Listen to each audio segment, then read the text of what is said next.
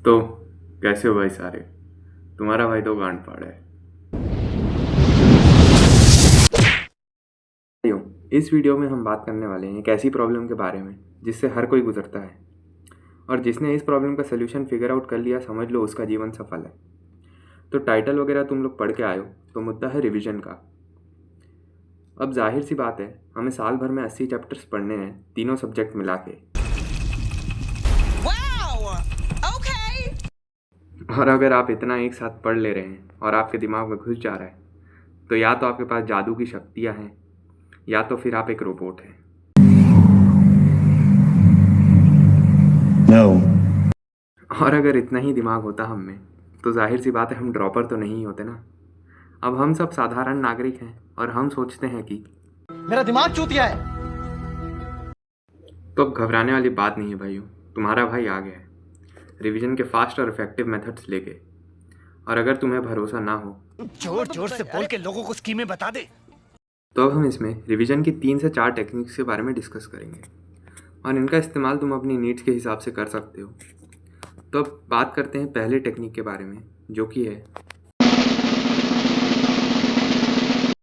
तो भाइयों repetition method में हमें क्या करना है कि जो टॉपिक हमें क्लास में पढ़ाया जा रहा है उस टॉपिक को हमें क्लास में अच्छे से समझना है और उसको घर पे आके रिवाइज़ करना है। और जब तक चैप्टर चल रहा है तब तक तो हम ऐसा करते रहेंगे। जब चैप्टर ख़त्म हुआ, उस चैप्टर के ख़त्म होने से हमें 4 से 5 हफ्ते का गैप देना है, और फिर उसके बाद उस टॉपिक को दोबारा रिवाइज़ करना है। और ये गैप आप इससे ज़्यादा मत रखिएगा, और इसी साइकिल को आप बार बार रिपीट करती रहिएगा। अभी तो आप एक चैप्टर करेंगे, उसके बाद आप 3 से 4 चैप्टर एक साथ करिएगा। क्या है कि आपका जैसे जैसे रिवीजन बढ़ते जाएगा, आपका टाइम कम होते जाएगा रिवीजन का। तो ये साइकिल आप बार बार रिपीट करिए, और ऐसे ही करते करते आपको एक टॉपिक बहुत अच्छे से आ जाएगा। बट आप इस टॉपिक की जो साइकिल है इसका ड्यूरेशन 4 से 5 हफ्ते से ज़्यादा मत बढ़ाइएगा। उससे क्या होगा कि एग्ज़ाम के टाइम पे आपकी कुछ ऐसी हालत हो जाएगी।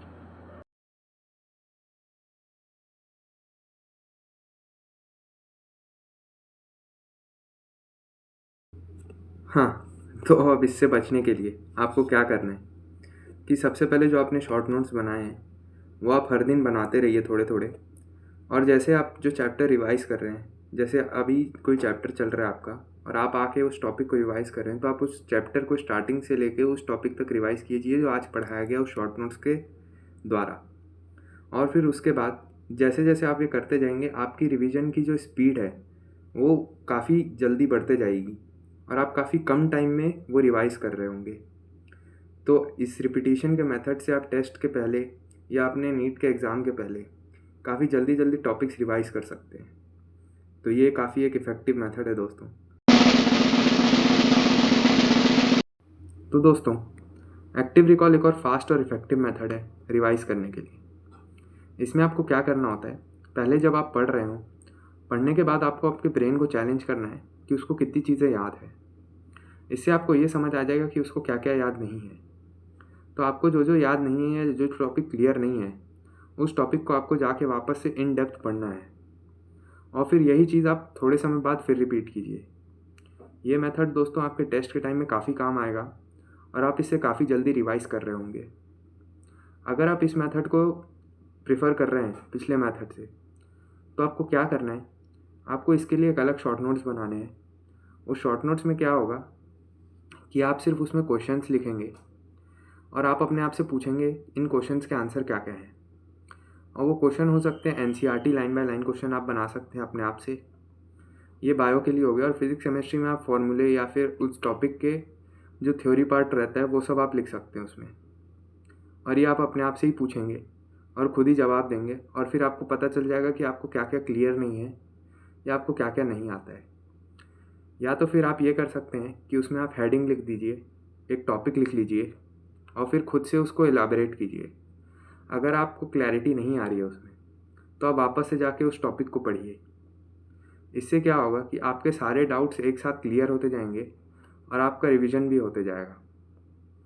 तो अब अगर आपको इसके लिए ऑनलाइन मटेरियल चाहिए, तो वो आप देख सकते हैं शायद डॉक्टर पार्थ गोयल के यूट्यूब चैनल पे हैक शॉट्स हैं, और उनकी एक बुक भी है बायो हैक। इससे आपकी काफ़ी हेल्प हो सकती है। बट आप प्रिफ़र कीजिए अगर आपसे हो सके, आप टाइम निकाल पाएँ तो आप ये खुद करें, अपने लिए खुद NCERT line by line questions बनाएं। तो अब ये तो वो चीज़ें थी जिसमें से आपको पता करना पड़ेगा कि आपके लिए कौन सा मेथड ज़्यादा अच्छे से काम कर रहा है, या तो वो रिपीटेशन हो या तो वो एक्टिव रिकॉल हो। बट मेरी बात मानिए तो आपको एक्टिव रिकॉल में भी रिपीटेशन तो करना ही पड़ेगा, क्योंकि आपको बार बार रिवाइज़ करना है। क्योंकि अगर आपको ऐसा लग रहा है कि अगर आपको आज याद है आपको कल भी याद होगा, तो हो सकता है तुम गलत हो। तो ऐसा हो सकता है आपको कल तो याद रहे, मेरी फटी पड़ी है परसों को लेके। तो भाइयों आप लोग एकदम सही राह पे हैं। आप लोग रिवाइज़ करते रहिए, आप लोग की परसों की चिंता भी दूर हो जाएगी और आप लोग का सिलेक्शन भी। बन जाएगा। तो पिछली वाली तो प्रेफरेंस वाली बात हो गई, आपको जो जमे आप वो करिए।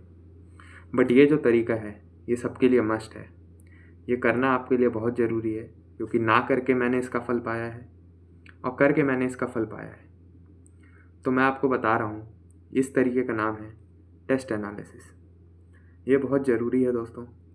इस पे आपको क्या करना है, आपके टेस्ट में जो भी क्वेश्चन गलत हो रहे हैं, जो भी क्वेश्चन छूट रहे हैं, या जो भी क्वेश्चन आपने तुक्के मारे हैं, तो उन क्वेश्चंस को आपको एक कॉपी पे लिखना है, या तो आप उनके फ्लैश कार्ड बना लीजिए। और जब भी आप उस टॉपिक को रिवाइज़ कर रहे हो, उनके साथ उन टॉपिक्स के गलत हुए क्वेश्चन जो आपने उस कॉपी पे लिखे हैं या फ्लैश कार्ड बनाए, उनको उसके साथ रिवाइज़ करिए। इसके साथ आप एक चीज़ और कर सकते हैं, आप जो नॉर्मल क्वेश्चन प्रैक्टिस करते हैं उसमें आप जिन क्वेश्चंस में फंसते हैं या जो क्वेश्चन आपको नहीं बनते हैं, उन क्वेश्चन को भी आप उनके साथ ऐड कर लीजिए। और जब भी आप वो टॉपिक रिवाइज़ कर रहे होंगे उसके साथ उन क्वेश्चंस को ऐड करके उनको भी रिवाइज़ करिएगा। तो इससे क्या होगा कि जो आपको नहीं आते हैं वो टॉपिक्स आप और स्ट्रॉन्ग करते जाएंगे। और क्या है दोस्तों, आपसे आज जो गलत हुआ है आपसे नीट वाले दिन भी शायद प्रोबेबली चांसेस है वही गलत हो। और किस्मत तो हमारी आप जान ही रहे हो ना, जो हमें नहीं आता है वही वहाँ आता है और वो हमें नहीं आता है। भाइयों मैंने आपको कई सारे मेथड्स बता दिए हैं रिवाइज़ करने के। अब इसमें से जो भी मेथड आपको लगता है आपको रिज़ल्ट देंगे, आप वो मेथड ट्राई करिए और रिज़ल्ट मेरे साथ शेयर करिए। और अगर आप में से किसी को और अच्छा कोई मेथड आता हो रिवाइज़ करने का तो प्लीज़ कमेंट सेक्शन में शेयर करिए, उससे हमारा और जिसको ज़रूरत हो उनका भला हो जाएगा। तो इसी के साथ आज की वीडियो यहीं समाप्त करते हैं दोस्तों, और रिवाइज़ करते रहिए, पढ़ते रहिए। तब तक के लिए मैं ब्लैकमैन आपसे इजाज़त लेता हूँ। जय हिंद, वंदे मातरम।